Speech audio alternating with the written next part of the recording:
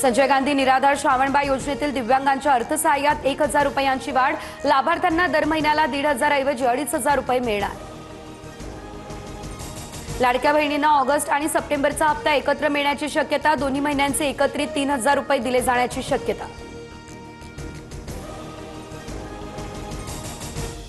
मुंबई बँकेकडून मुख्यमंत्री लाडकी बहीण लाभार्थी महिलांना 0% व्याजदरानं कर्ज योजनेचा शुभारंभ। मुख्यमंत्री फडणवीसांचा व्हिडिओ कॉलवरून लाडक्या बहिणींसोबत संवाद।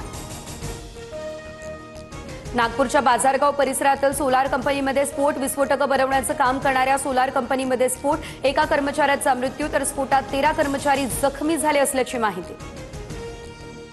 गणपती विसर्जनासाठी मुंबई महापालिकेचे 10,000 कर्मचारी तैनात असणार। मुंबईमध्ये 70 नैसर्गिक स्थळं आणि 290 कृत्रिम तलावांमध्ये विसर्जनाची व्यवस्था।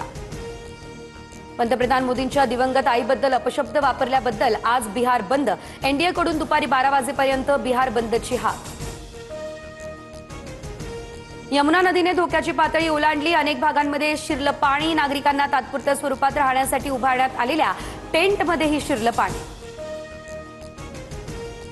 हवामान विभागाकडून संपूर्ण राज्यात जोरदार पावसाचा इशारा। कोकण मध्य महाराष्ट्रात अतिवृष्टीचा इशारा। विदर्भ मराठवाड्यात मुसळधार पावसाची शक्यता। पुण्यासह घाट परिसर, ठाणे, मुंबई, रायगडला ऑरेंज अलर्ट।